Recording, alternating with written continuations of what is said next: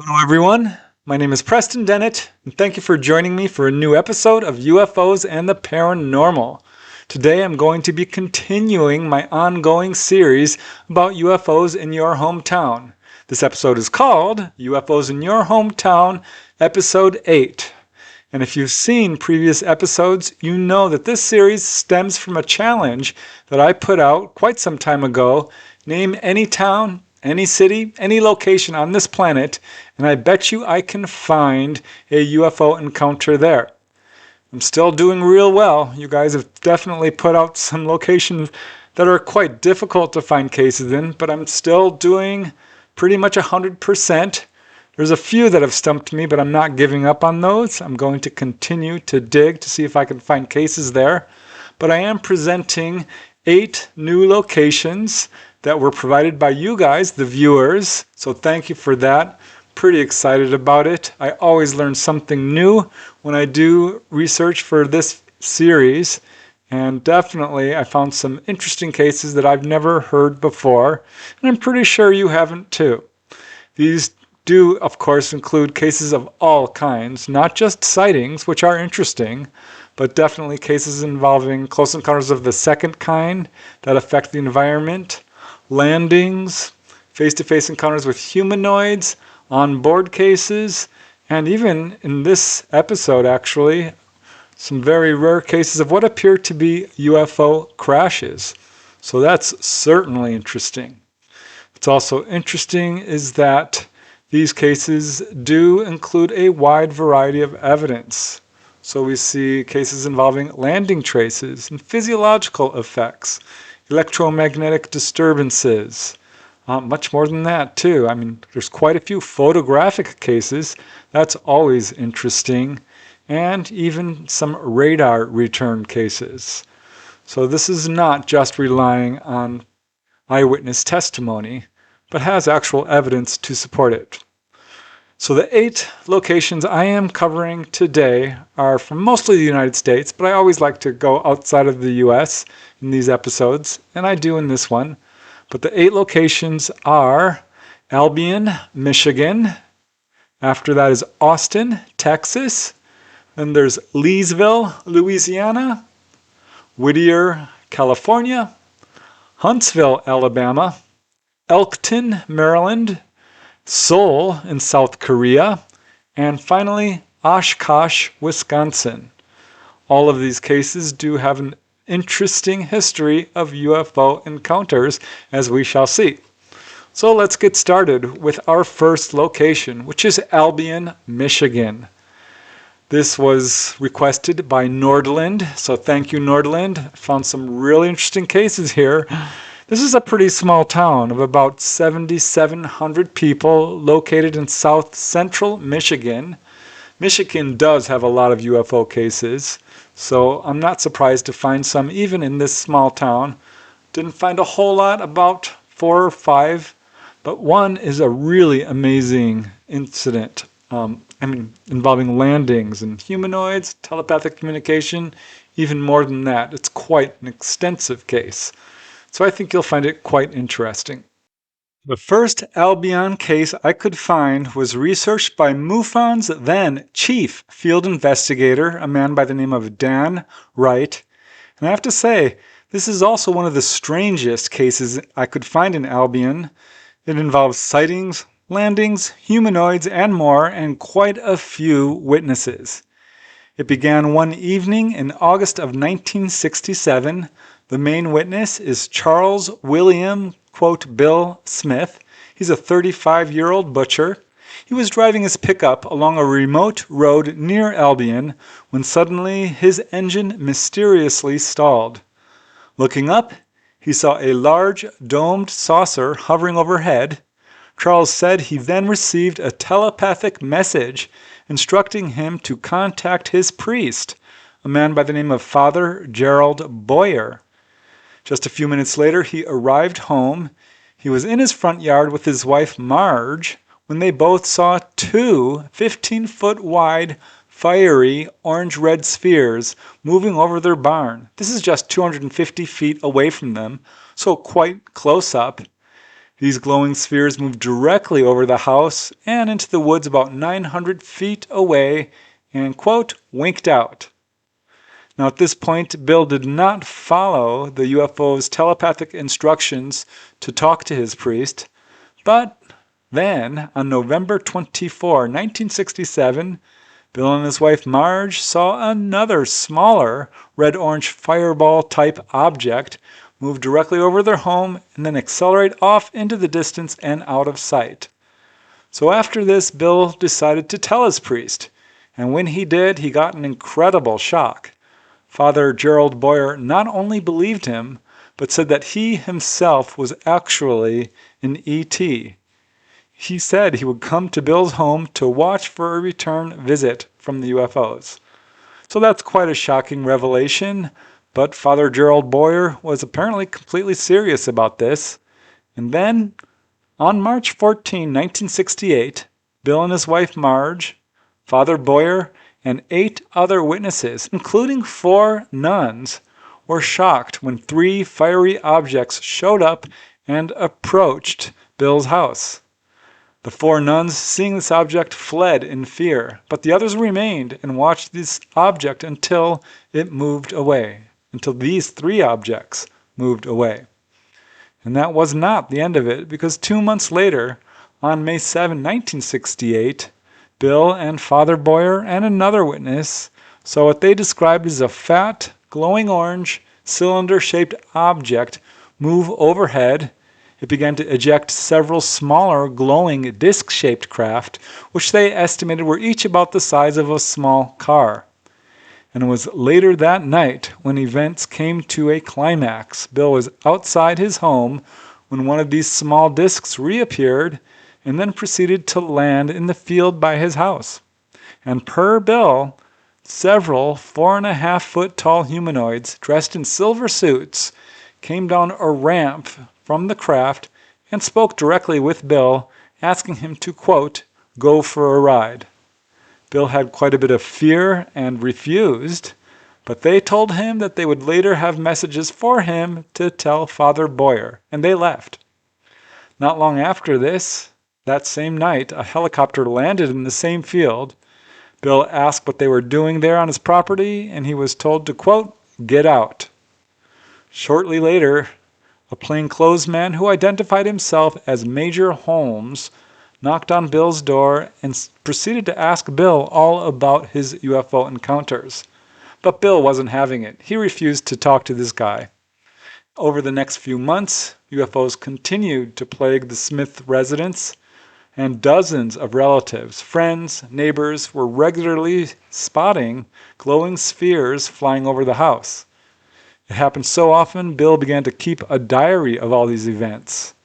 And researcher Dan Wright calls this case one of his, quote, best ever.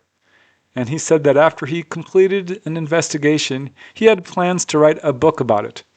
Unfortunately, this apparently never happened, but it certainly sounds like an amazing series of events, and not the only one to occur in Albion.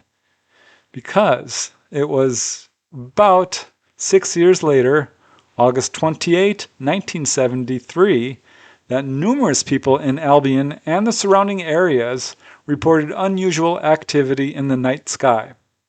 Some called the police, and it turned out that at least 7 police officers themselves became witnesses.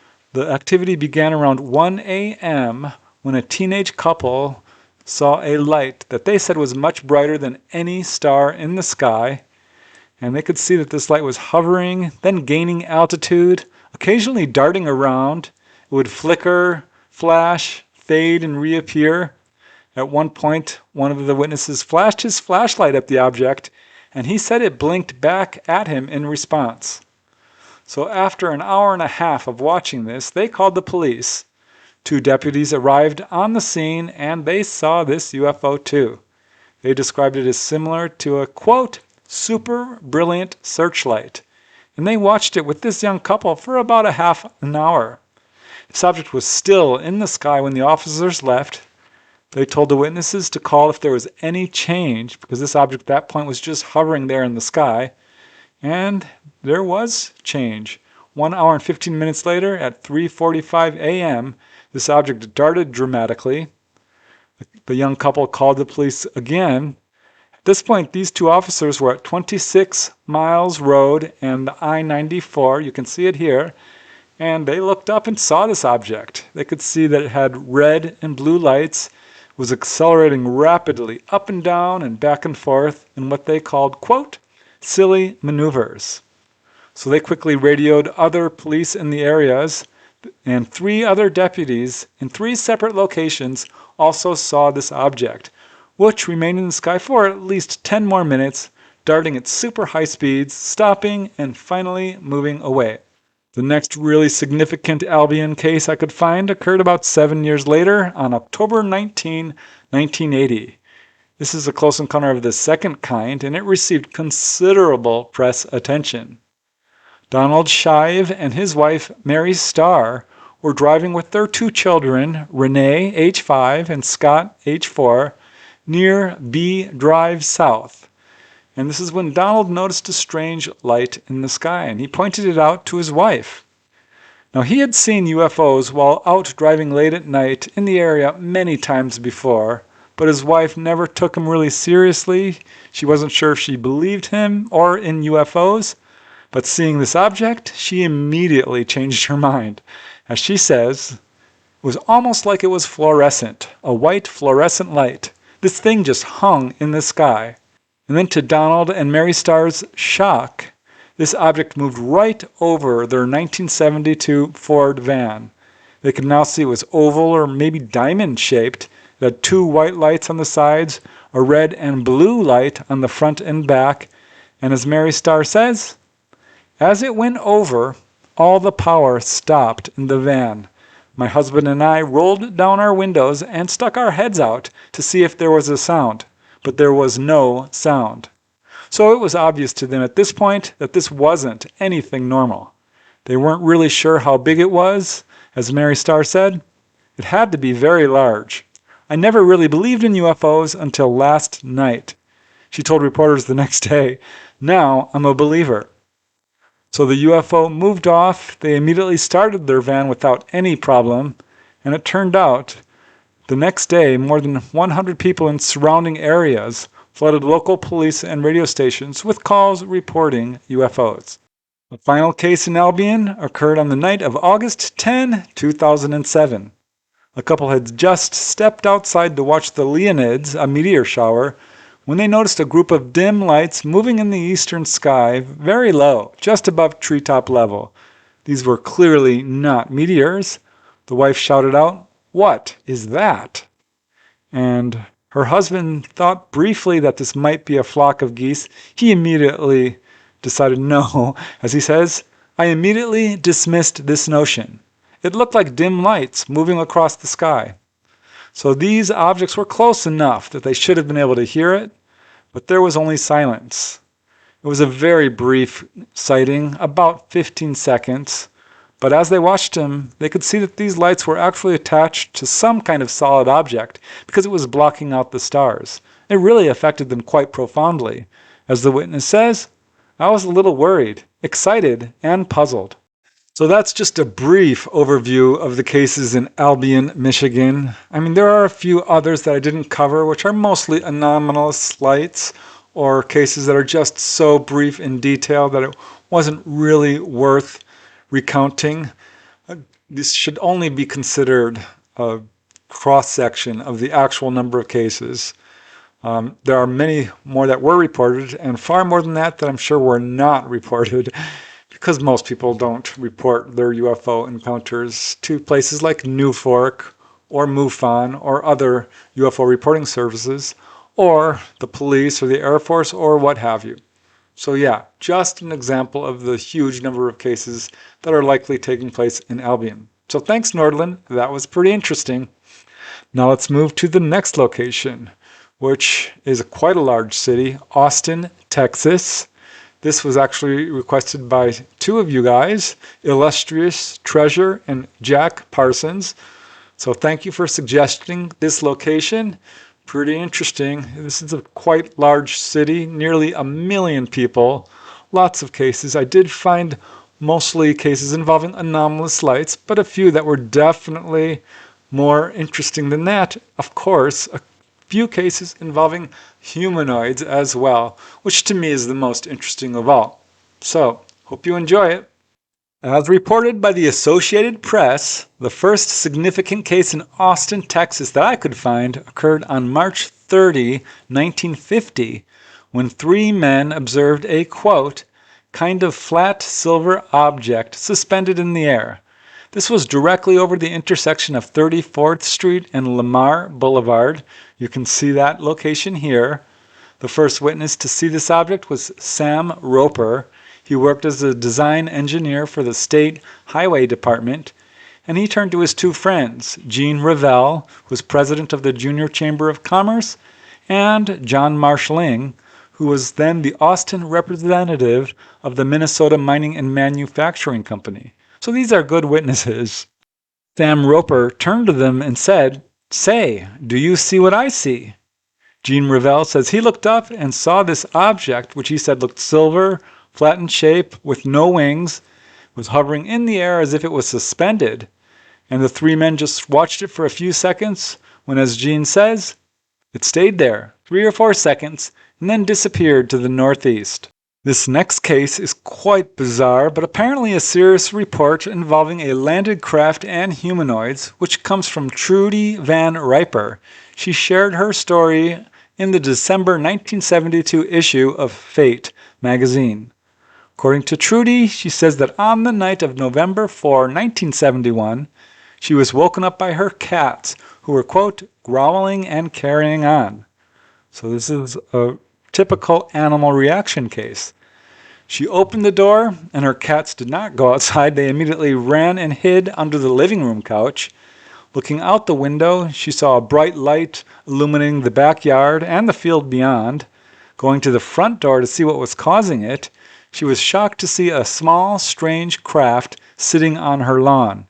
She said it was shaped very much like a Volkswagen Bug, but no fenders, no doors, nothing like this, just a sort of silvery craft.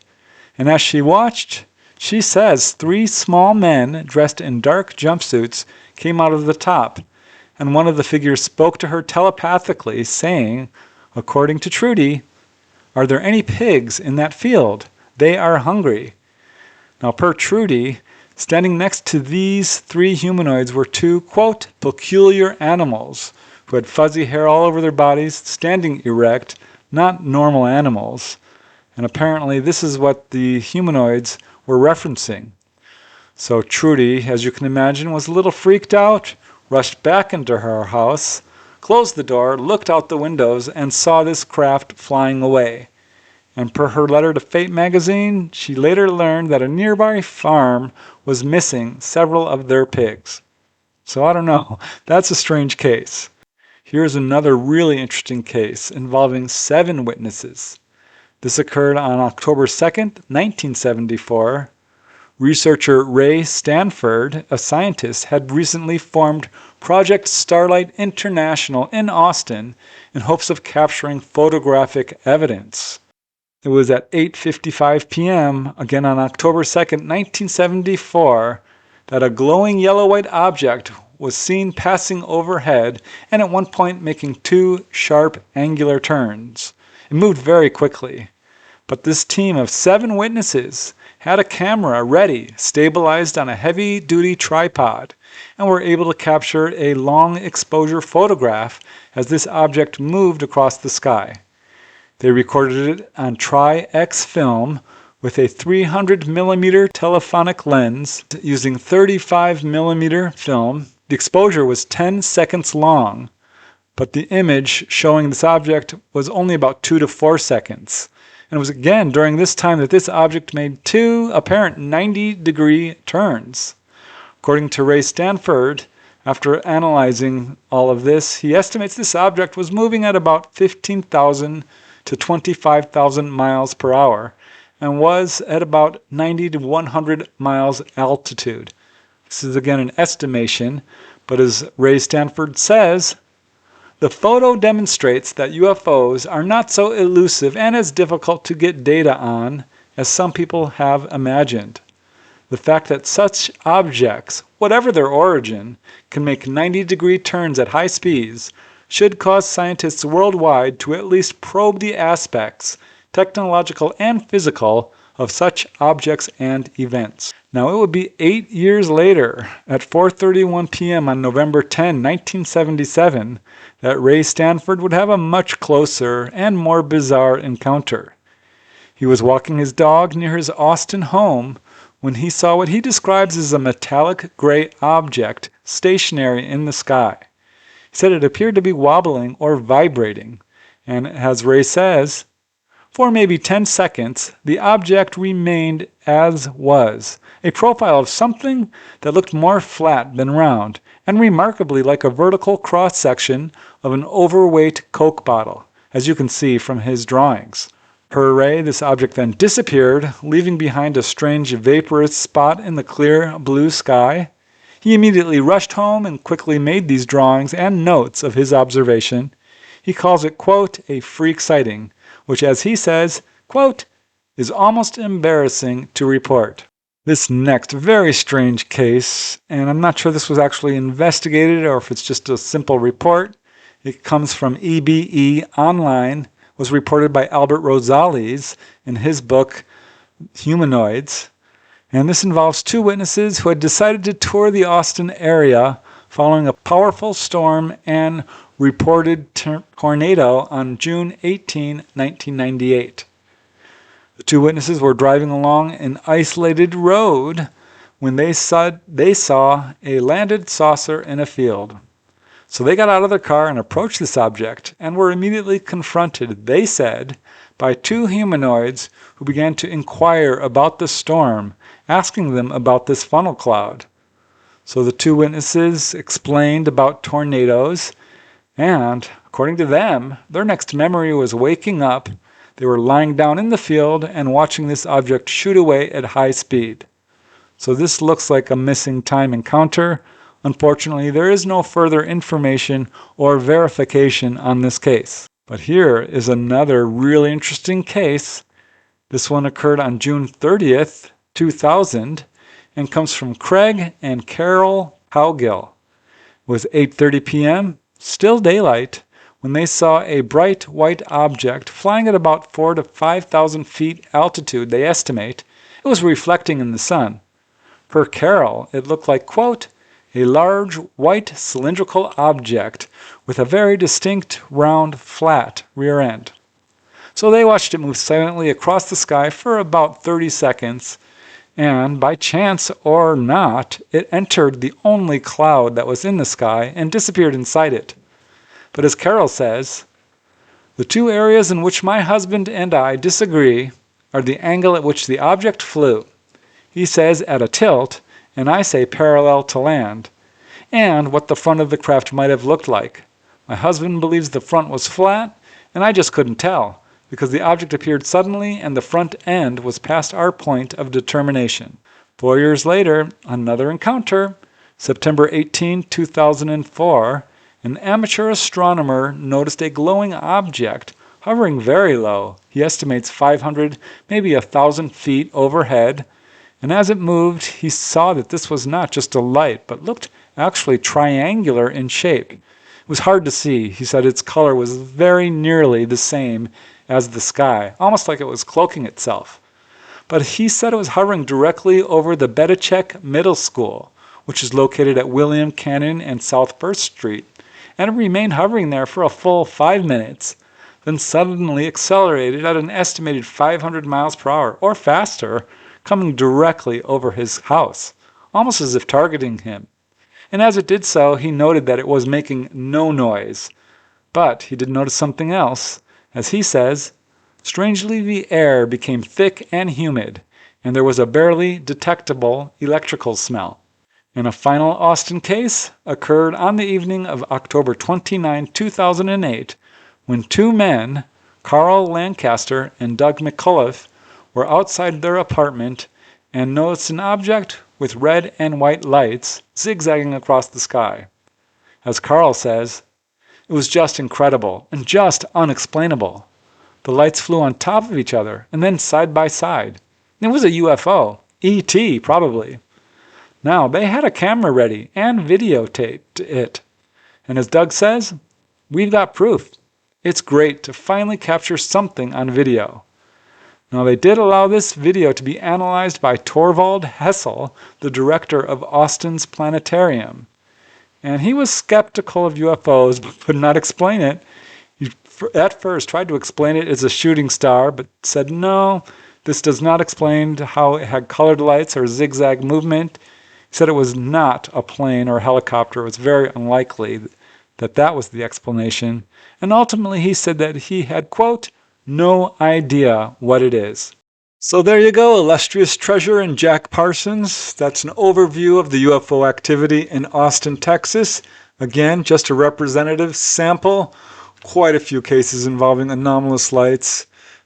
Austin's a huge place. I could have done quite a bit more on Austin, but those to me were the most interesting ones, the ones that had something to offer in terms of our understanding of the UFO phenomenon. So now let's move to the next location, which is a tiny little town, Leesville, Louisiana. This was requested by Trent Rush. Thanks for requesting this. It's always interesting to explore these new locations and see if I can find some encounters there. And I did. I found 3. One is actually not directly in Leesville, but close enough that I decided to include it because it's so darn interesting, involving an apparent UFO crash, actually. But I did find a couple of others, which proves my point once again that UFOs are being seen everywhere, including in Leesville, which is, as I said, a small town, 5,000, 6,000 people, but has produced some amazing UFO reports. This first case is so interesting and sounds like a UFO crash.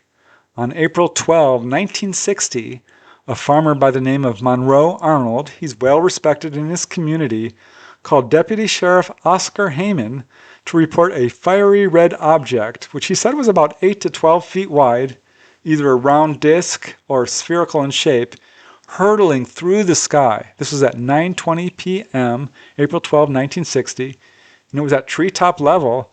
And to his shock, as he watched it, this object actually hit the ground about 900 feet from his farmhouse, which is located about 3 miles south of LeCamp, Louisiana, 25 miles east of Leesville. This is along Road 489, Fullerton Road, just south of the Oak Grove Church. You can see that here. But when this hit the ground, it caused an incredibly loud explosion that was heard for miles around. Many people heard it. Per Deputy Sheriff Oscar Harmon, after landing, it bounced around on the ground in an easterly direction for about 1,000 feet, then rose and headed west just above the treetops. You could see where it bounced on the ground and the places where it hit the ground. It made an impression about the size of a water bucket. It scorched but did not burn the grass.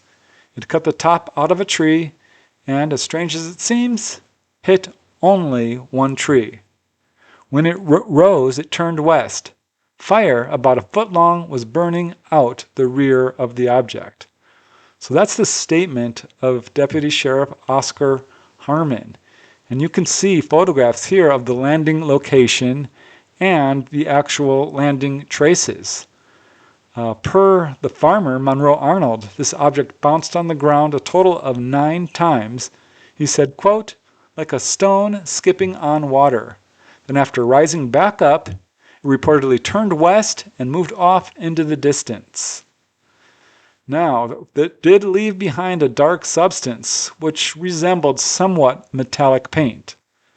This did catch the interest of Project Blue Book, who were very, very interested in this case and conducted a full investigation. Blue Book officers Major Ray F. Grodhouse and Master Sergeant Robert F. Plimpton were heading the investigation, and they learned that many people had heard this object as it passed overhead, and it was also apparently caught on radar at the 1908 AACS RAPCON unit.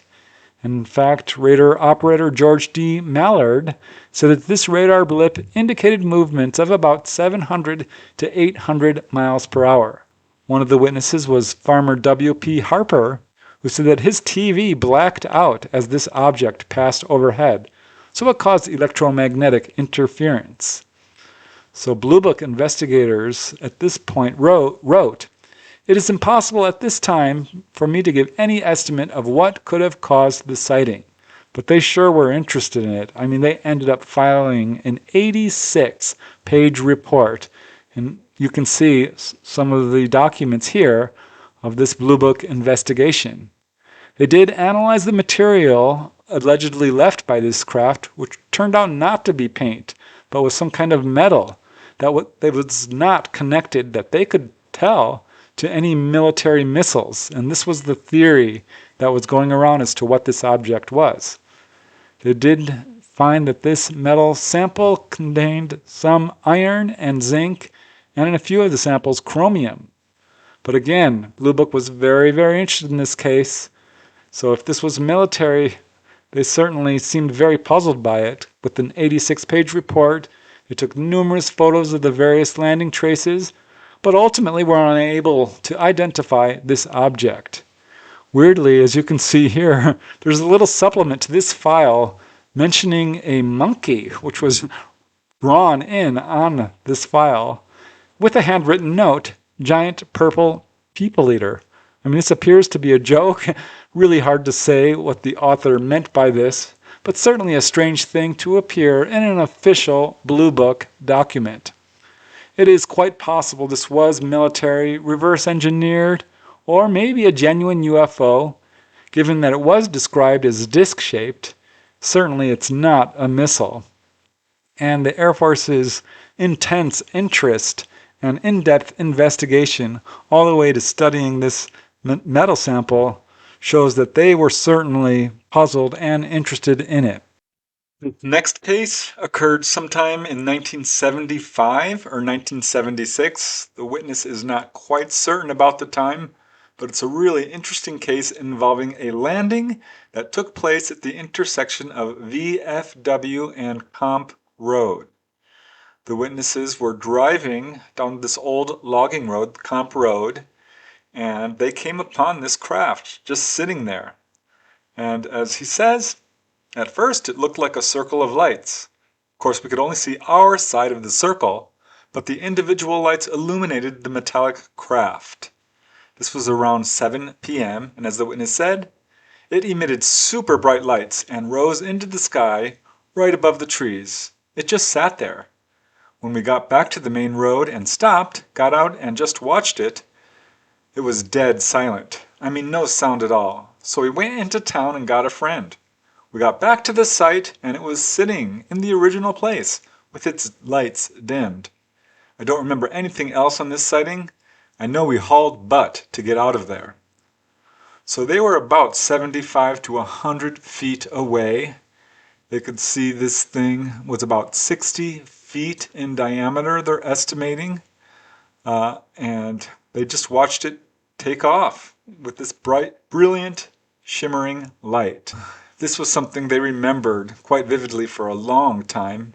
In 2023, the witness approached his friend and asked again about it, and his friend said, "I think about the sighting every day."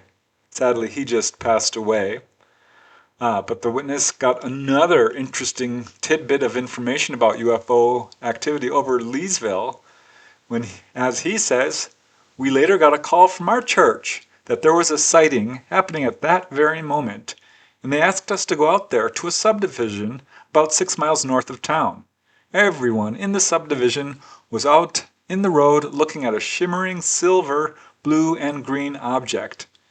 They said it was over the barn, that it was real close, and flew out to where it was." He also says that they heard a lot about UFOs in the summer of that year. Now, the next case I could find in Leesville occurred on December 23rd, 1985. It was around 7 p.m. as the witness and his mother were driving to a Christmas party in Leesville. They were approaching the intersection of Swan Road and Savage Forks Road, as you can see here, when, as the witness says, "We saw lights hovering just above the treetops. My mom stopped the car. The light slowly moved closer, and at that point, we could make out that it was a disc-shaped UFO within 75 yards of us. My mom yelled, "UFO!" and hit the gas pedal. Before we could really get moving, the UFO went from sitting still to faster than bullet speed and was over the horizon in an instant. So they drove to the party, told everyone about the UFO, and as the witness says, everyone laughed and called us crazy. But they got some measure of vindication when UFOs came on the news the very next night, though this sighting was in Japan. As the witness says, thinking back, I realized there is no way what we saw was man-made.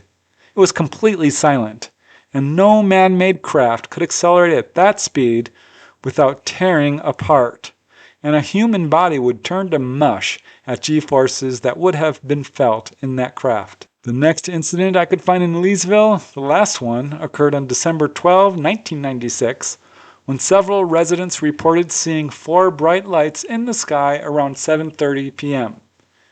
One of the witnesses, Hattie Louise Stiles, described 4 bright orange lights in a row and another on the side, slightly smaller than the moon. The radio stations and newspapers in the area also received calls. There is an Army base, Fort Polk, nearby. They denied conducting any tests, but unofficially, a wife of an officer who was stationed there said that there were, in fact, tests going on that night. So I think the fact that Fort Polk is near Leesville could be an important factor in a number of these sightings. Thank you very much, Trent. I found it very interesting to explore Leesville's UFO history. Even with just a few thousand people, I expect there are quite a few more cases there.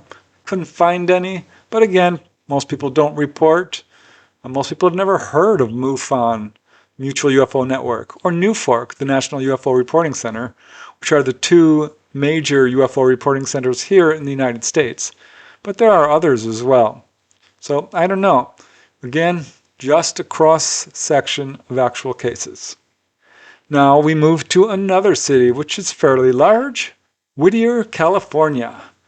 This is by a special request of Cyclops. Thank you, Cyclops. I'm pretty familiar with Whittier, having grown up in the LA area. Whittier is really part of the gigantic sprawling megalopolis of Los Angeles, but is its own separate city and has about 87,000 residents. So there should be a lot of cases coming from Whittier, and I found about a half dozen that I found of really great interest. A lot more than that, but these were the ones that really caught my eye, and I think again had something to offer to our understanding of ETs and UFOs and what's going on with these visitors to our planet. So thank you, Cyclops. I hope you find this interesting. An amazing event involving hundreds of witnesses in Whittier occurred on the evening of August 22nd, 1957. It was just after 7 p.m. when Sandra Little, age 8, ran into her house and told her parents, quote, "There are 2 eyes looking at me from the sky."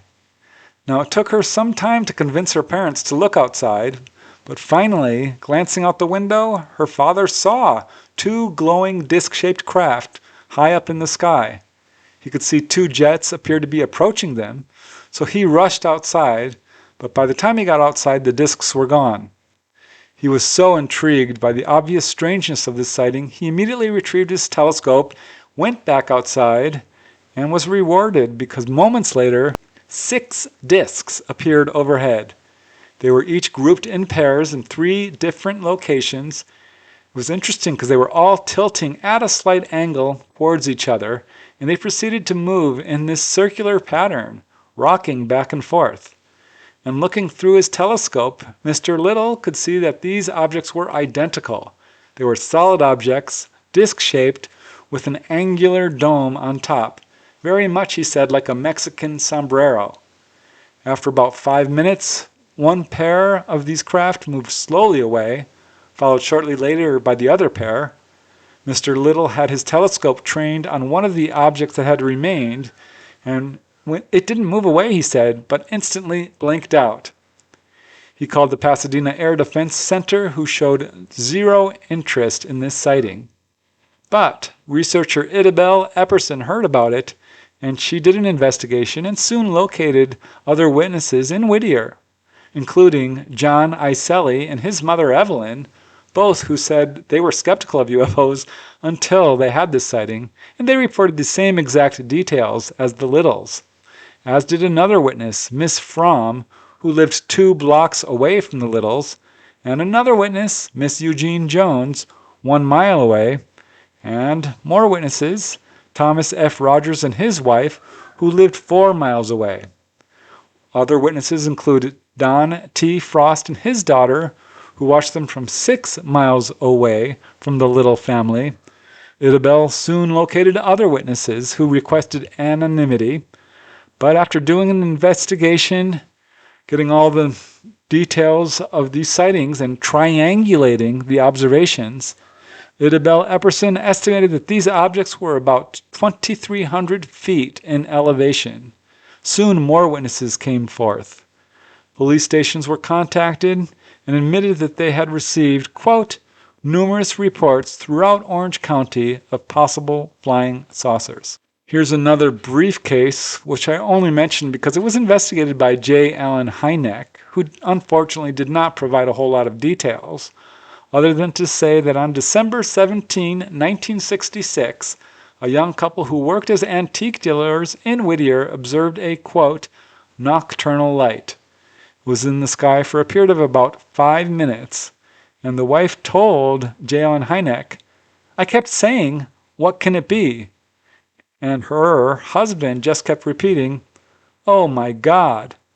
So apparently unexplained. It really impressed them.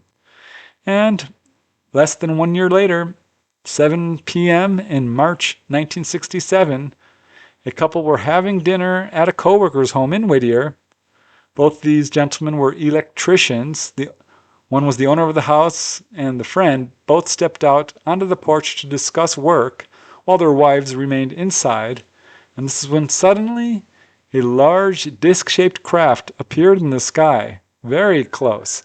They said it was moving at about 100 to 200 miles per hour in a level trajectory and huge, 500 feet long, 100 feet wide, and had what looked like hundreds of windows or portholes along the side.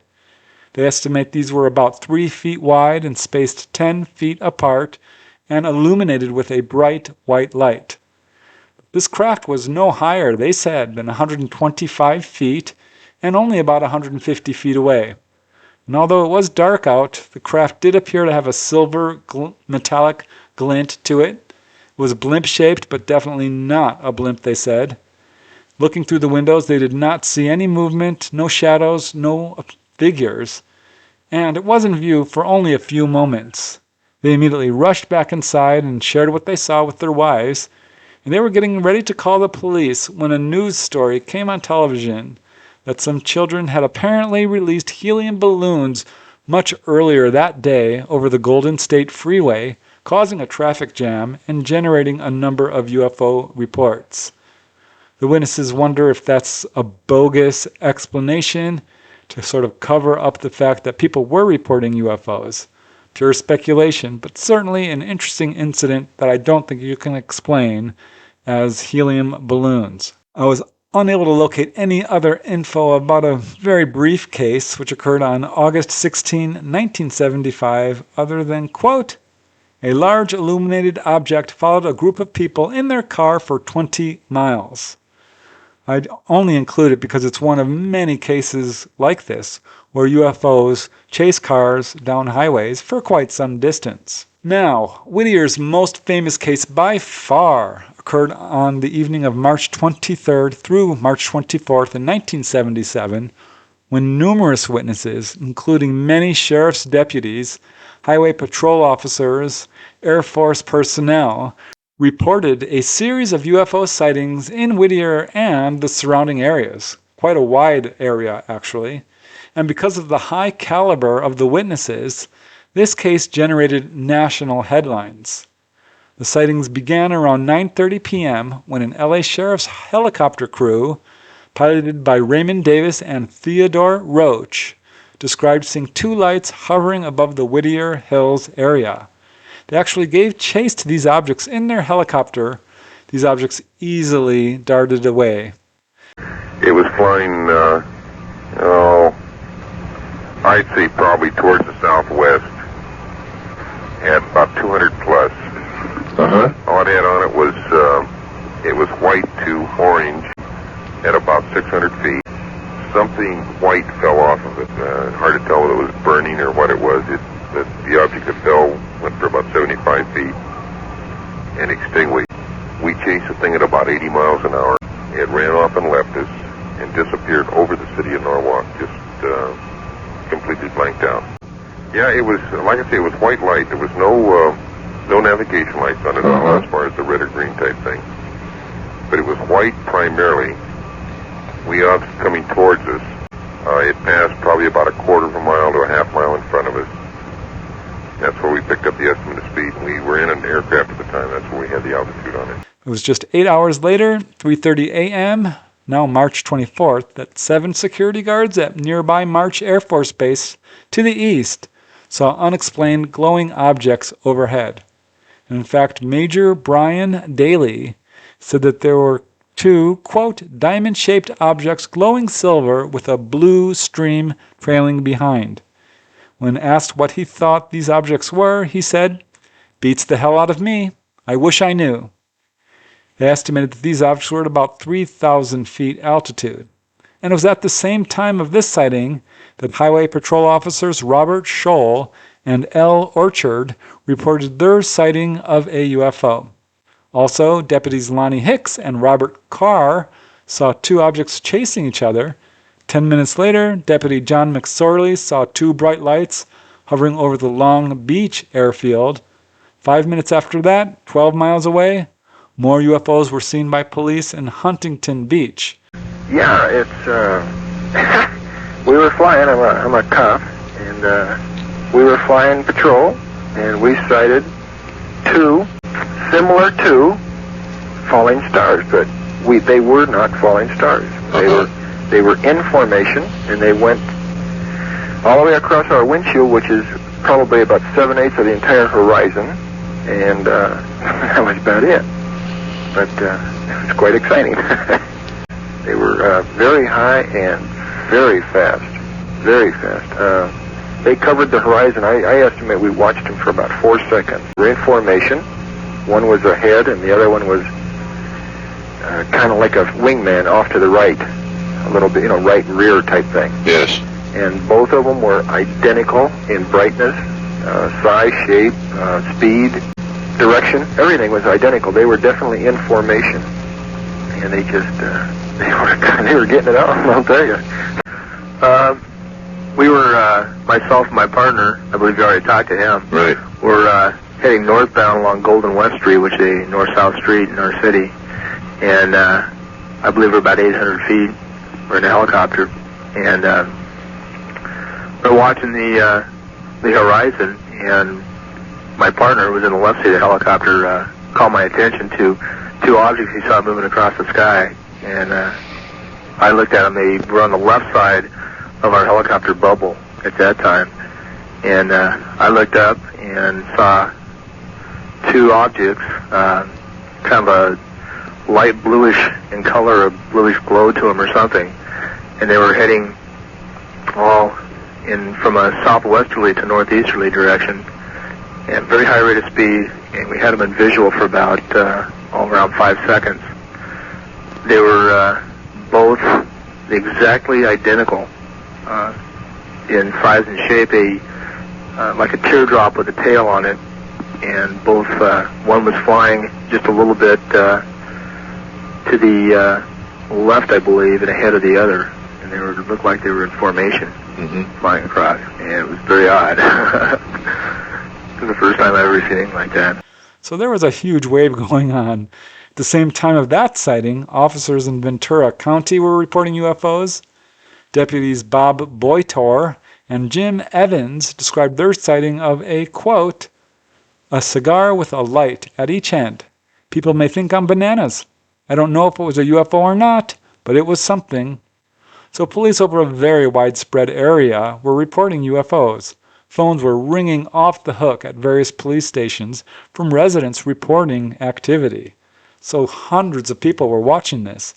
One witness was Ronald Cash, a grocery clerk, who said, "I never saw any shooting stars like these, and I never heard of two comets side by side."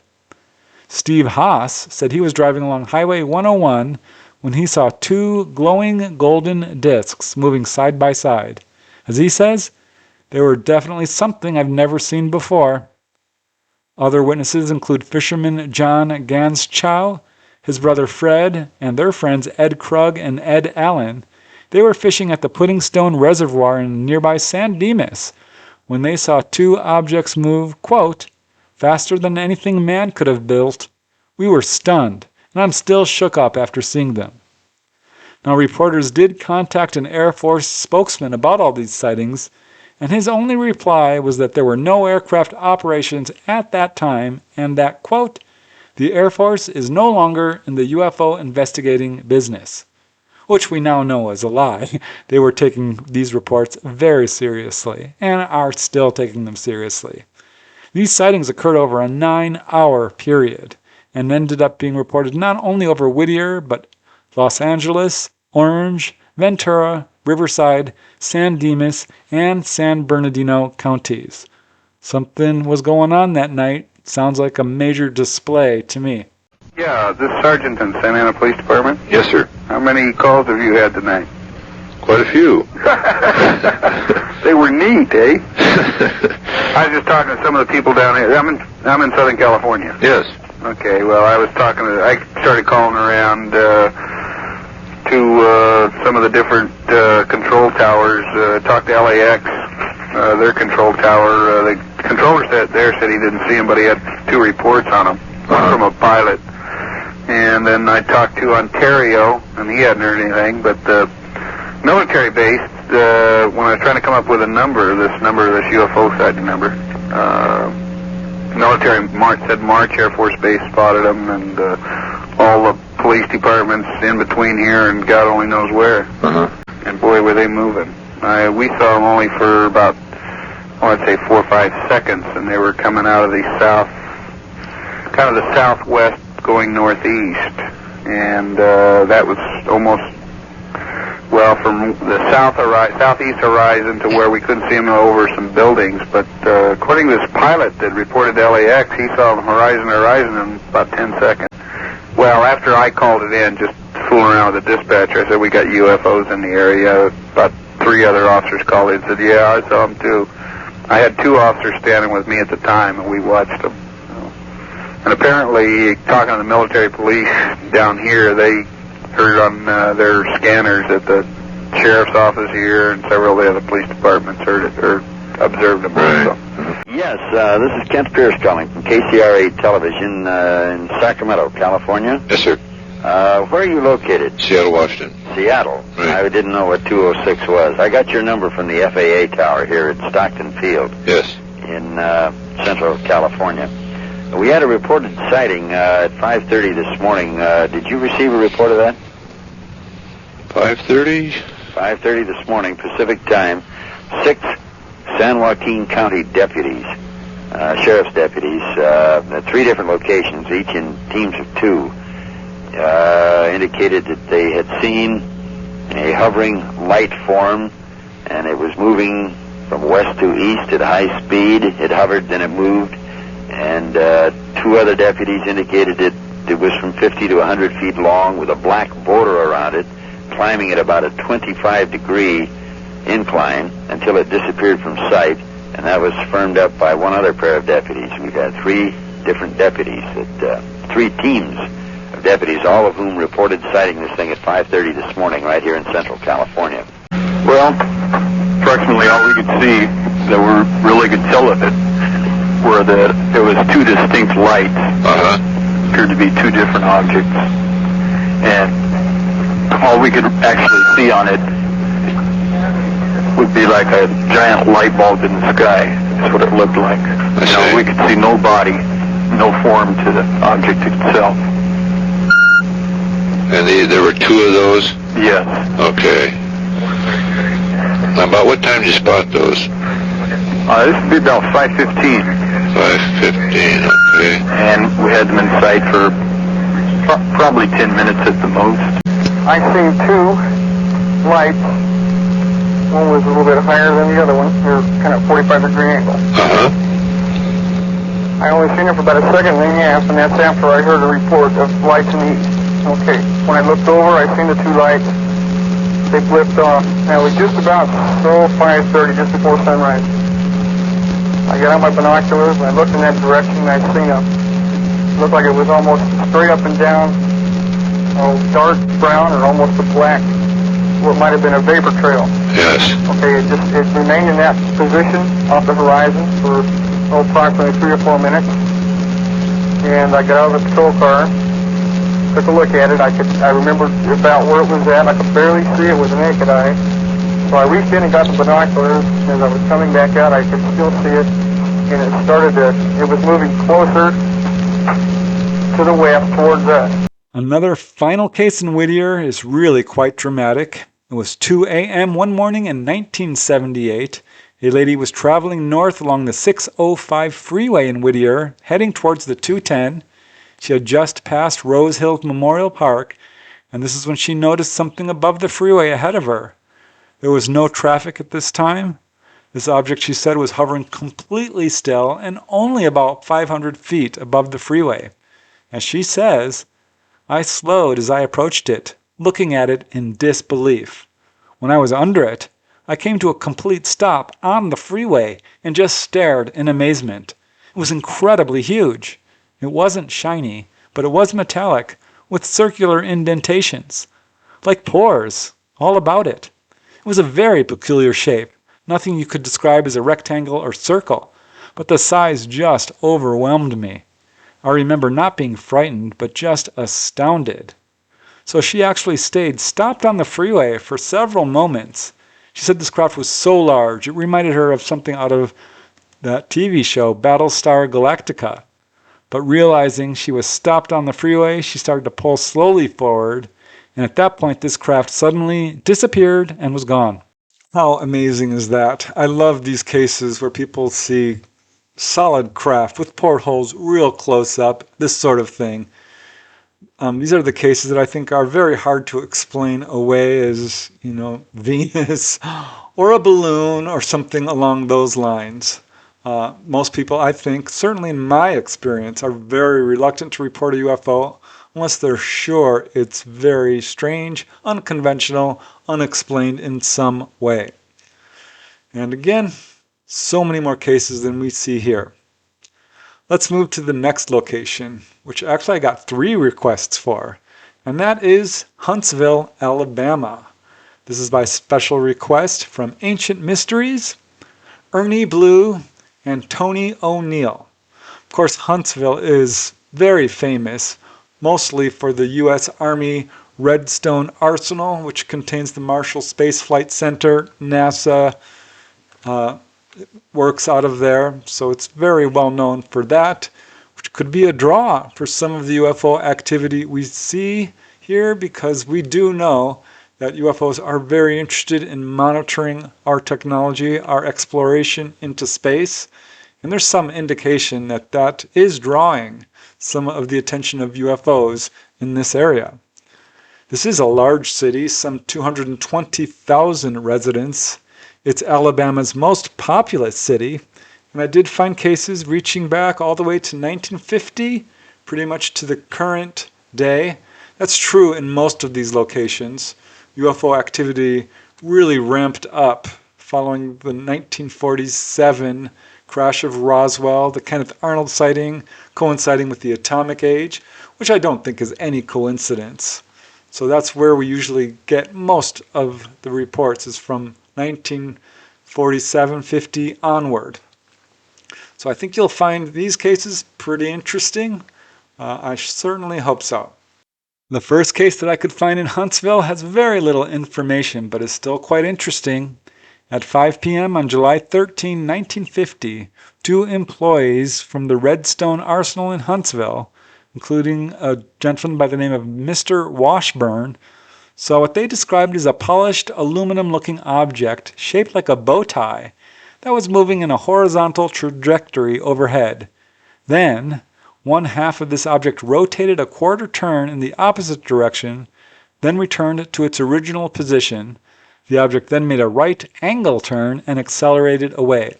So clearly not a plane or helicopter or balloon. Another very interesting incident occurred 2 years later.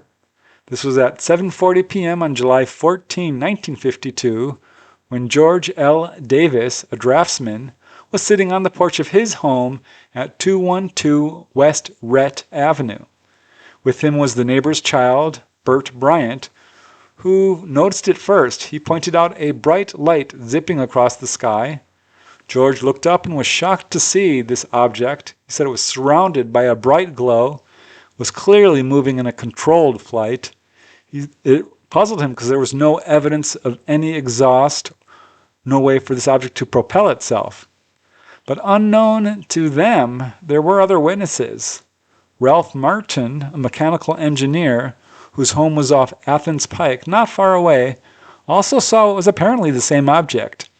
He and his wife were also sitting on the porch when they both noticed this object, and they described it very much the same. As Ralph says, suddenly, without slowing its speed, the object practically reversed its flight, glowed a cherry red around the white light, and traveled back generally towards the north. There was a third witness, unknown to the others, Larry Lace of 104 10th Street, who said that he also watched this object circling the neighborhood before finally darting away. While all three did report their sightings to the Huntsville Times, they all said that they had no plans to report it to the Air Force, probably due to the ridicule that was surrounding this subject. It was only 9 days later, at 6:45 p.m. on July 23, 1952, that a gentleman by the name of Herman H. King, who lived at 909 McCullough Avenue, called the Huntsville Times to report his observation of an object which was appearing over the northwest area of Huntsville and moving in an irregular fashion, he said, across the town. And it turns out there were other residents on this same street, including Woodrow Garner, who was basically Herman's neighbor, 907 McCullough Avenue, and Mona King and her husband, who also saw this object. They described it as shaped like two cones placed mouth to mouth. They said it was black in color. They said it moved up in a vertical climb, turned east, then zoomed overhead at high speed. Another really interesting case involving apparent missing time occurred to a gentleman in March or April of 1975. He says he was driving with a friend north on Rideout Road when they saw a low-flying light over the woods on the east side of Rideout Road, just north of Sherwood Park. You can see it here. This was much less incorporated, I'm sure, at the time. But he followed this light to the dead end of Bradford Drive, and still seeing this light in the woods, he parked the car, left his friend in the car, and walked down a path into the woods. He said he got as close as he could to these lights, stood there a few minutes, and at one point heard a voice say to him, "Are you afraid of your own mud?" Which was a peculiar thing. He then walked back to his car, and this is when he got an incredible shock, because his friend was sitting in the car and said that immediately after he left to go into the woods, all the insect sounds ceased, and there was this intense, eerie quiet, which remained for a full 2 hours. This friend waited in the car for 2 hours until the friend came back. He says immediately the crickets started again making noise. But getting back into the car, this gentleman who walked into the woods discovered, to his great astonishment and confusion, that his jeans were covered with mud. He says after this incident, he developed a rash on his upper arms. So apparently there's more to this encounter than he can recall. Here's another one that is definitely more than a sighting. The witness believes this was an on-board experience. It occurred in 1981, and she says she recalled it as a dream, but as she says, I now believe it was not a dream, but an abduction experience. She has 3 distinct memories. The first was being placed in a curved plastic seat with a high back, and once she was in this seat, she found that she was unable to move. She could see another man, human-looking, sitting in an identical seat in front of her. Her second memory was lying on a table in the middle of this room. She could see a rounded ceiling, part of a rounded gray silver wall. She saw a strange-looking figure who she had the impression was female, walking up a ramp nearby. As the witness says, the woman was wearing a red bodysuit and seemed to be physically fit, but her head was different, larger in the back, like it was deformed, and her hair was blonde and extremely thin. She had a big forehead and bigger eyes than a human. Her nose was extremely small. Her mouth was small too, very thin lips. I have never seen a face similar to hers. The third and final memory she has was of sitting in another seat, looking out a window or a porthole to just complete blackness outside. She said this window was kind of rectangular in shape, but had rounded corners, so not a normal window. Another interesting case from Huntsville occurred in October 1981 to Jeff Whittier. He said he was driving between Huntsville and Decatur when he saw a giant egg-shaped object with one light and covered with a bunch of orange lights.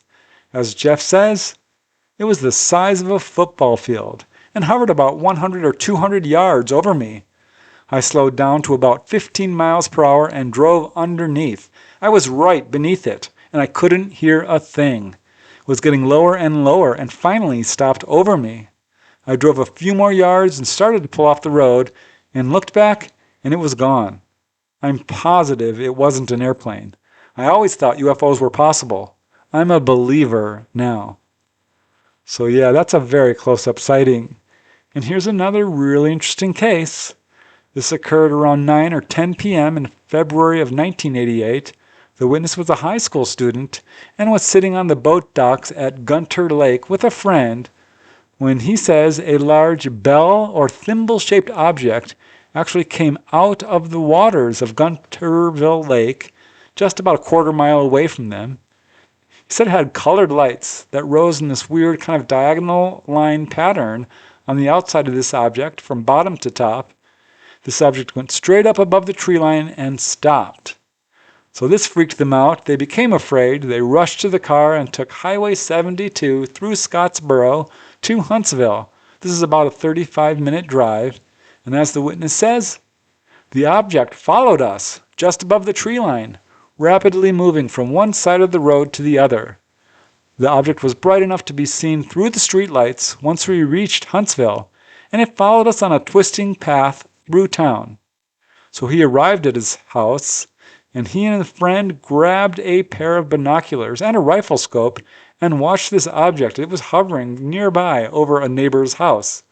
They were immediately joined by his father and a neighbor, and they all watched this object for about 10 minutes as it hovered, appeared to rotate, then rose rapidly and sped off. Quite a few cases in Huntsville. In 1994, investigators Sue Pitts and Jeff Ballard, as you can see here, were investigating several sightings in the Huntsville area in 1994. I couldn't find any details on it, unfortunately. But here's a final case involving photographic evidence.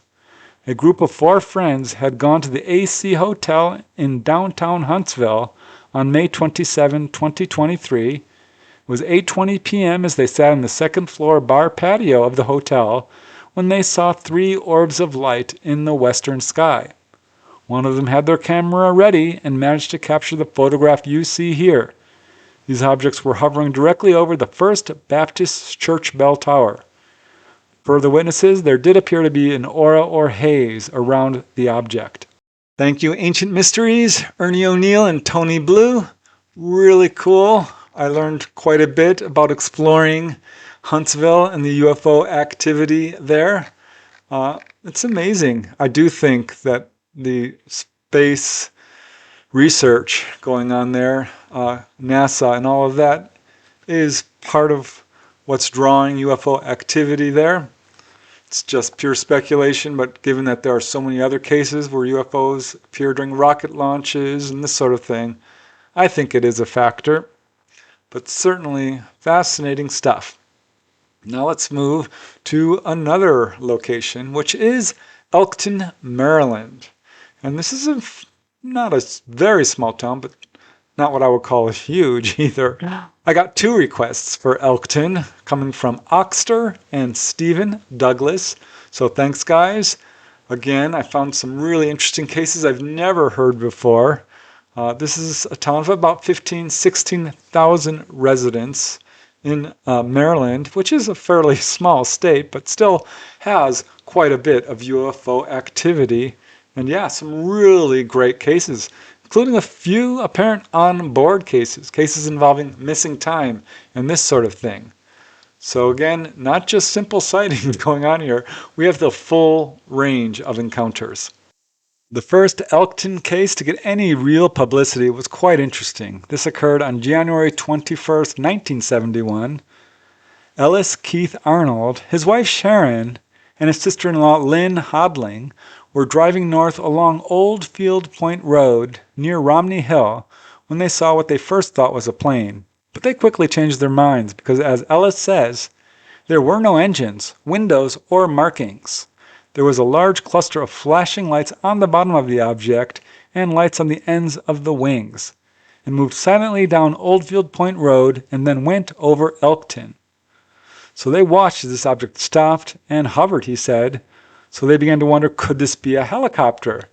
But as they got closer, they disregarded that explanation because they saw that it had no blades and it was totally silent.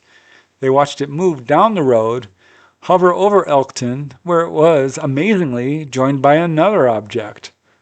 One of these objects moved off over Elkton, and the other turned back and began to hover over a field off the road just a short distance away. So Ellis stopped the car and got out for a better look, and as he says, it was about 60 feet from the car, and hovering about 80 feet in the air. So he walked directly towards it, at which point it turned away and disappeared from sight over Hollingsworth Manor. They called the police, who said that they had in fact received another call from an Elkton resident who saw one of these objects moving over Route 40 in Elkton. Interestingly, just prior to this sighting, the 3 main witnesses had been discussing the subject of UFOs. So that's an important detail because there are a number of cases where the subject of UFOs come up and suddenly a UFO shows up. Here's another very interesting and somewhat concerning case, which was investigated by MUFON field investigator George Reynolds. It was one evening, 8:30 p.m. in October 1988, that an anonymous married couple and their 2 children had gone out for dinner. They had just left Highway 896, leaving Delaware and crossing into Maryland into Elkton, which is right on the border, when their children suddenly cried out that weird lights were following their car. Immediately, the area around them was flooded with this really intense bright white light. The car engine promptly lost power, and the car rolled to a stop. The wife stepped out of the car to see what was wrong, and the next thing the husband knew, he says, he was driving in the other direction in a different area back towards Newark, and he was being pulled over by a police officer who said he pulled him over because he was driving erratically. I can imagine. They arrived home shortly later to find that it was now 11:30 p.m. So they were missing approximately 3 hours of time. Later, seeking assistance to understand what happened to them, they did contact researcher George Reynolds, who advised that they speak with Dr. David Jacobs, Ph.D., who specializes, of course, in using hypnotic regression to recover missing time associated with UFO encounters. So, according to this family, the next day, they received a phone call from an unidentified gentleman. They first thought it might be the policeman who had pulled them over, but apparently not, because this gentleman said, quote, "About last night, you live in a beautiful world. Don't do anything to upset it. Don't talk about what happened." Investigator George Reynolds feels like this is an overt threat by overt government agents. Definitely a concerning case. And here's another one which is quite interesting. This next one occurred at 5:30 p.m. on July 15, 1993, as 2 witnesses, a father and son, were on their boat going up the Elk River towards Elkton, and they saw this light descend from the sky and actually enter the water about a half-mile in front of them. So they continued on their boat up to the spot where this light or this object had entered the river, but they found no evidence of it. They were pretty sure they saw what they saw. As the witness says, other residents in the area have stories of strange things they've seen, including odd-looking craft in the sky, moving at unusually fast speeds, or sometimes just hovering and doing outrageous maneuvers such as sharp, sudden turns. It was later that same year, at 3:30 a.m. on November 20, 1993, that a man had a very frightening encounter. He was out deer hunting in the woods outside of Elkton when he noticed an object with 3 white lights and a row of multicolored lights in the back. He said that they were red, green, blue, yellow, and orange, and as the witness says, as it came closer, I could tell it was a triangular shape. It came down to treetop level about 25 yards away from me on the other side of the creek. The row of colored lights went out, then a beam of light came out the middle. So according to this witness, this object proceeded to move directly over him until it was only about 15 feet away from him. He said it moved very slowly, and it was in view for a full 5 minutes. Or so he thought, because as it disappeared, the witness now saw that the sky was brightening with the rising sun. So this sighting began at 3:30 a.m., and now the sun's coming up. So he estimates he's missing 2-3 hours or so. But as the witness says, now I'm wondering what happened. I guess I'll never know. I only told a couple of people. Of course, they all laughed at me and told me I was crazy. But I know what I saw, and it's the truth. Less than 1 year later, 10:28 p.m., June 1st, 1994, a witness was standing on the front porch of his friend's apartment. This is an apartment complex. This had a view of a farm with a barn and a field of cows just off in the distance there. And to the witness's amazement, he saw this strange object. It had yellow and orange lights on it, was blinking in a seemingly meaningful pattern. Looks almost like it was communicating to him. He said this object had a round dome on top with what looked like windows. He noticed that it was very low to the ground, right next to these cows. Says the witness, I was so scared that I just stood there and looked at it. Then I went inside afraid and didn't say anything. For some strange reason, I felt a lot like I wanted to cry. He came back outside a short time later, but this object was gone. He ended up reporting his sighting to New Fork, but with a caveat. He said, please don't send anyone to my house or I'll hide. So as you can see, it affected him profoundly. A final case, also reported to New Fork, contains very little information, and the witness refused to identify himself or provide any other details. He said it was New Year's Eve in 2012, just after midnight, when he heard a strange noise outside, and going outside to investigate, he saw a, quote, ship emitting bright light flashes. After that, he has no recollection of this object moving away or anything, other than he, quote, woke up 200 feet from my house without my shirt and a strange pain in my abdomen. So unfortunately, this case is not professionally investigated, so it's just eyewitness testimony, but certainly interesting. Thank you, Oxter and Stephen Douglas, for providing that location. I have so much fun finding a city and wondering, will I find a case there? Kind of knowing that I will, but you never know for sure. Elkton delivered, no doubt about that. UFOs are being seen everywhere. They are ubiquitous. And that's true for our next location, which is Seoul, South Korea. This is by special request of Soju, and I really expected to find a lot more. It's difficult for me to find cases in Seoul, Korea, being here in the United States. Don't have access to some of the resources I think that perhaps someone living there would. Most of the cases I found, in fact, were reported by U.S. military folks who were stationed in South Korea for one reason or another, including, of course, wars and conflicts, which is unfortunate, but still really interesting. some amazing cases. I did find some cases one involving humanoids, but some really interesting photographic cases as well. Seoul is an interesting place. It is the capital of South Korea. It's got a huge population of just under 10 million. As it turns out, about half of South Korea's residents live in Seoul or the surrounding areas. So there's quite a few people there. And the cases I found, I'm sure, are just the very, very tip of the iceberg. And there are indications there's quite a bit of UFO activity going on there. But I think you'll find the cases that I did find quite interesting. So thank you, Soju. I hope you enjoy this. The earliest case I could find in Seoul, Korea occurred at 12:57 p.m. on September 30, 1950.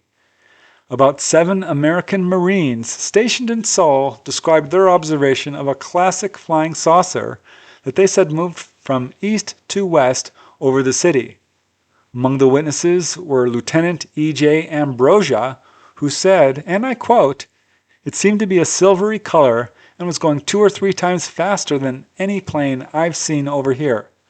Staff Sergeant Robert J. Bowden said, "We all saw it.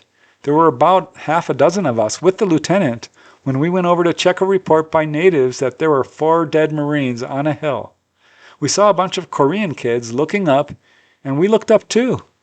It looked more yellow than silver to me, but it was round and traveling really fast."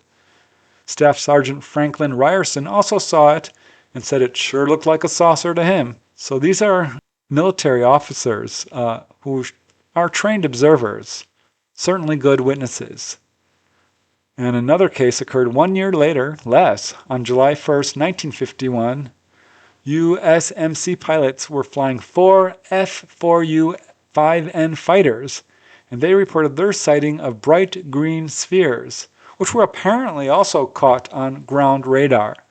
Unfortunately, no other information on that case. But quite a bit of UFO activity going on at this time. From August 1951 to May 1952, multiple reports of unexplained radar targets were caught by the electronic repair officer aboard the USS Essex. This is an aircraft carrier that was stationed off the east coast of Korea at this time. According to this officer, these targets could not have been planes, as the speeds were clocked at some 3,000 miles per hour and at altitudes in excess of 70,000 feet. Here's one from Flight Sergeant Kenneth Dudley Smith of the 77th RAAF Squadron at Gimpo, now named Gimpo Airport in Seoul. He described his observation of a coin-shaped object, dull silver, spinning and tumbling at a speed of 345 miles per hour. This was also observed by Flight Sergeant Kenneth Fauner. It was the very next day, an officer at Guard Post 14 at the 5th Air Force compound in Seoul said that on June 7, 1952, an object was seen at 1,000 feet altitude, hovering. Then rose to 2,000 feet, but then descended back down to 1,000 feet, hovered for another minute, then ascended in a rapid climb back up to 2,000. And it did this repeatedly, bouncing up and down rapidly, stopping again at 1,000 feet for 3 minutes, zooming back up to 2,000 feet before finally moving off in a level trajectory to the east. According to the witnesses, this object changed color several times, from red to blue, then orange, then yellow and white. Now, despite all these amazing details, the Air Force explanation of this event was, quote, a balloon. I don't know. Here's another case. April 20, 1953, 4 U.S. Army airmen reported their sighting of a, quote, white, rounded delta-shaped object. They said it was flying at 60 to 80 miles per hour. 2 of the witnesses were Lieutenant Julius Morgan, and the other was Lieutenant James O. Rimus. Another witness was also Lieutenant Jack E. Myers. That same year, Marine pilot Henry Covington was stationed at K6 Base in Seoul. He was scheduled for the first flight of the day, so he went outside to check on the weather. And to his shock, there hovering overhead was an orange disc-shaped object, dark in the center, giving it an almost donut-like appearance. He said it seemed quite low, hovering at maybe 1,000 to 1,500 feet. He rushed back inside to get another witness, and about a dozen pilots and crew members came out just in time to see this object move slowly away to the north in a weird zigzag pattern. Another sighting occurred on November 6, 1957, when witnesses described a glowing blue-white barrel-shaped object, which was so low to the ground the light was reflecting on a pool of water below it. They said it rose and vanished, quote, like a light switching off. Here's another case, 1978, a gentleman with the initials Mr. G.D. He's a transport engineer working in Seoul. He was on a plane with a relative when they both saw a bright light in the daylight sky. This was 10:30 a.m. They said it moved west across the sky, suddenly stopped, fell downwards, stopped again, moved horizontally, and then repeated this strange maneuver twice more before suddenly shooting off upwards and out of sight in 15 seconds. The witness says this was not an aircraft, as no aircraft can do what this did. Now here's another case, not in Seoul proper, but at Kunsan Air Force Base in South Korea. So interesting I had to include it. It was one evening around 1979 when the witness woke up to find himself on the floor. His wife was still asleep in bed, and this is when he saw a, quote, large dark figure wearing a hooded cloak or cape standing in the doorway of his bedroom. He said it didn't walk but appeared to glide slowly across the floor towards him, just 2 or 3 feet. He was unable to move. His fear mounted as this thing moved slowly closer to him. He couldn't move, couldn't cry out, but finally, with great effort, he managed to make a small squeak and then called out his wife's name. This broke the paralysis, and he immediately dragged himself back onto the bed, and the strange figure was gone. So he remains unsure if this was sleep paralysis, a weird waking dream. He allows that possibility, but this does not explain how he ended up on the floor. And later in life, he would have quite a few, very dramatic missing time incidents, and one incident where he actually gained time. He took a 20-minute car trip in only about 10 minutes. He says he also has a few unexplained scoop-like marks on his body, and as a child suffered from unusual nosebleeds. So these are quite a few of the markers we look for in UFO contactees. Here's another really interesting case, August 8, 1981. This gentleman was on active military duty in South Korea. He was with his unit doing helicopter training when, as he says, quote, I saw a cone-shaped flying object move up the valley. It had circling lights around it that were multicolored and rotating in the opposite direction. So he could see no propellers or rotors. This object was moving silently, but interestingly, it seemed to repel the fog that was filling the valley. An officer of higher rank was with him and also saw it, and immediately ordered the witness to, quote, never mention a word about what they had seen. But as the witness says, I actually saw what I believe to be a UFO. A remarkably similar case occurred almost exactly 1 year later, September 15, 1982, to a helicopter mechanic also stationed in South Korea. It was 6 a.m., he was outside, and this is when he noticed that the heavy fog in the valley where he was at was parting, and as he says, out of the fog came a cone and top-shaped object of silver color, smooth skin, and had rotating green, blue, and red lights at the top and the bottom. He said it was about a half-mile away, but close enough to hear a soft humming noise. It soon moved directly overhead, very slowly. He looked at another officer who was there and asked him, Did you see what I saw? The man nodded and said, We didn't see nothing. He turned around and walked away and refused to ever talk about it. The witness did tell his squad leader, who laughed it off and then told him to forget about it. This witness was later pretty highly placed in the military. He became a master sergeant, held a secret security clearance, and he insists that what he saw was not military. A few more interesting cases. On September 4, 1995, UFOs made the evening news in South Korea when a television cameraman just north of Seoul captured 4 minutes and 44 seconds of footage showing a fleet of what appears to be 10 small, brilliant saucers moving overhead. The cameraman, Lee Hee-hong, says, and I quote, "The flying saucers were accidentally taken by my TV camera while I was on a trip to scout out locations." So this film was taken in Kapyong. This is 50 kilometers northeast of Seoul. Turns out another newspaperman had captured a UFO the day before, and reportedly numerous people in the area were witnessing UFOs in that area at that time, all through the first week of September 1995. Here's another amazing case involving photographic evidence, which occurred on December 28, 2009, when an elementary school student was on the balcony of his family's apartment. He saw a flying saucer hovering over a nearby group of buildings, quickly ran inside, grabbed his mother's mobile phone camera, and snapped a photograph, which you can see here. This was taken to various photo analysts, who concluded that this object was not CGI, that this was a genuine photograph. Michael Cohen, who wrote the article, said, "Sightings of UFOs are common in South Korea." One final case, also involving photographic evidence, occurred on April 7, 2012, when a passenger in a plane flying over Seoul shot a few seconds of video of a UFO, which ended up going viral. This did generate international headlines. It's quite controversial, but certainly an interesting bit of footage, which you can find pretty easily online if you just type in the date, April 7, 2012. But you can see the images of it here. Thank you again, Soju. That was so interesting. I found some of these cases just super fascinating.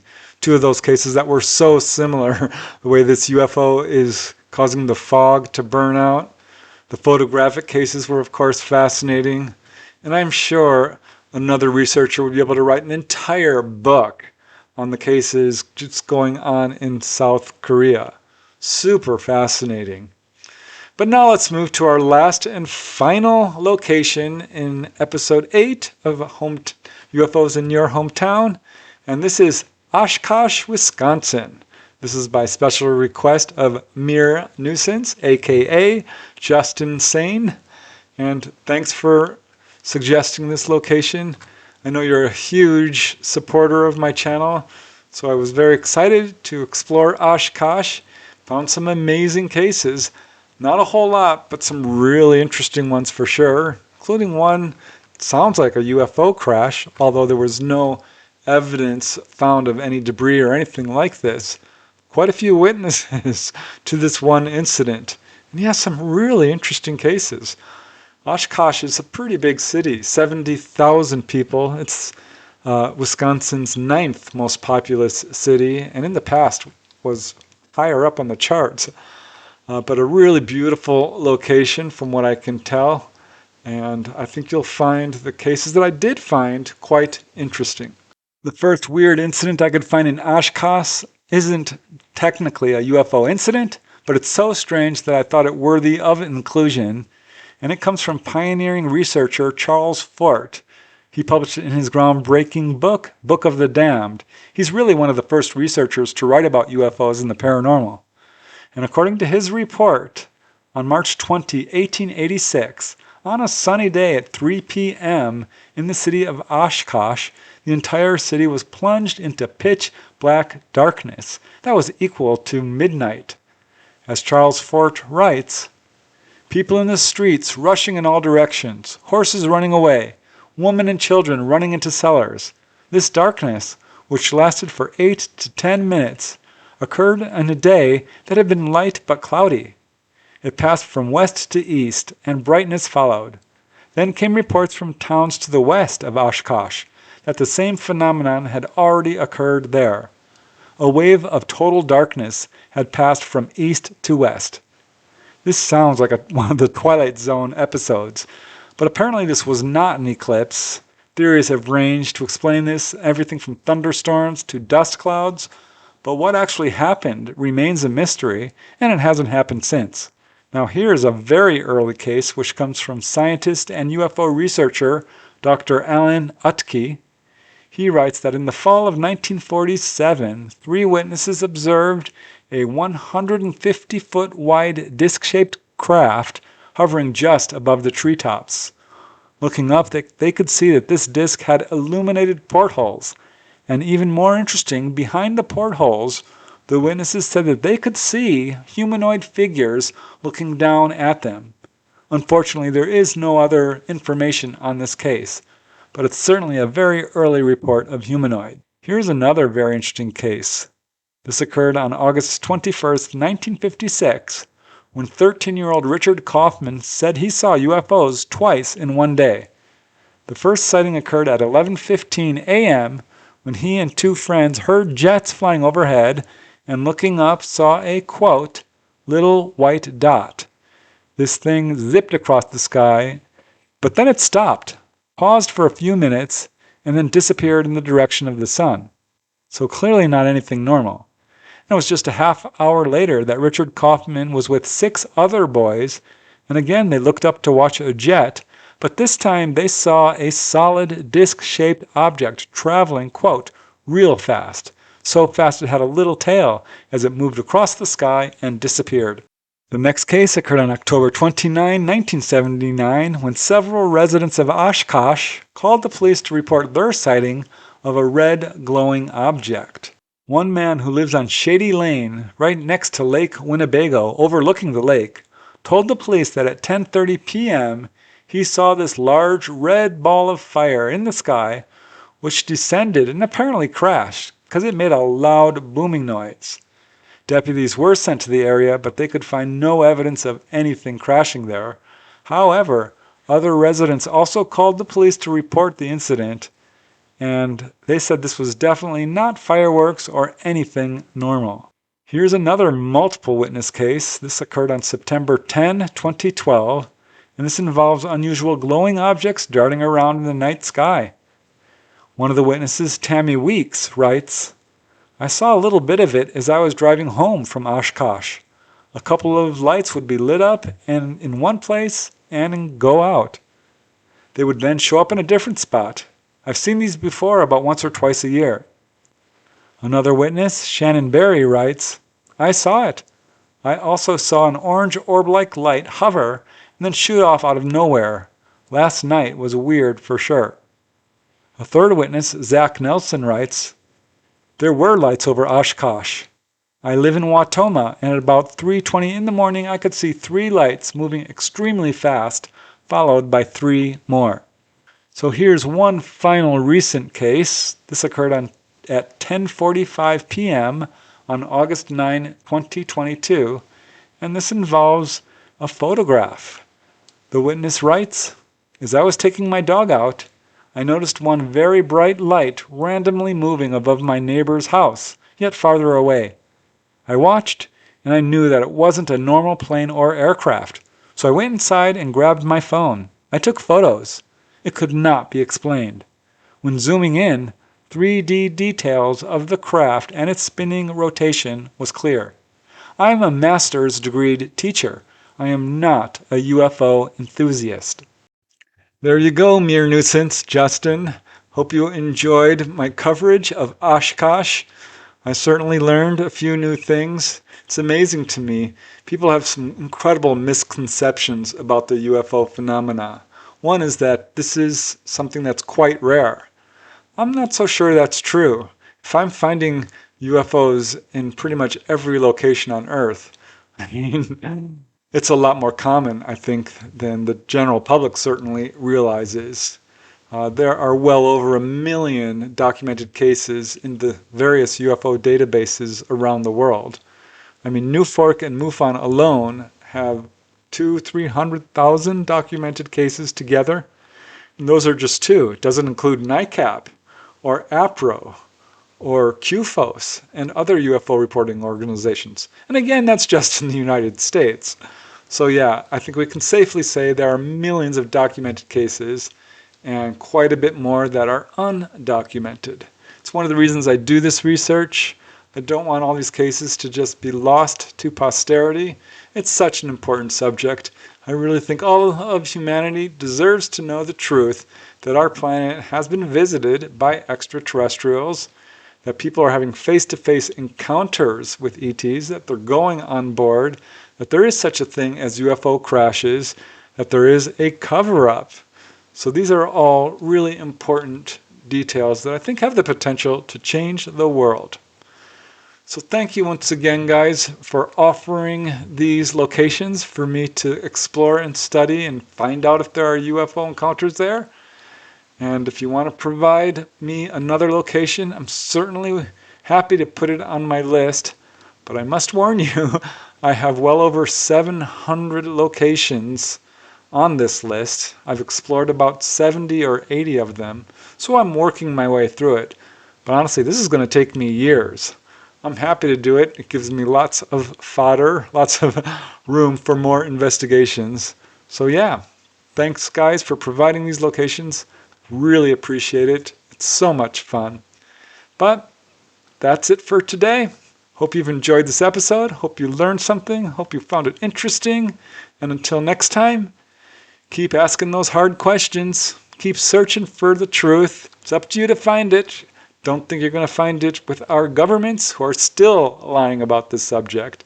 I mean, I'm happy to see disclosure happening, but I still feel like it's tightly controlled, and we're just not going to get it voluntarily from our own governments. At any rate, till next time, keep having fun. Bye for now.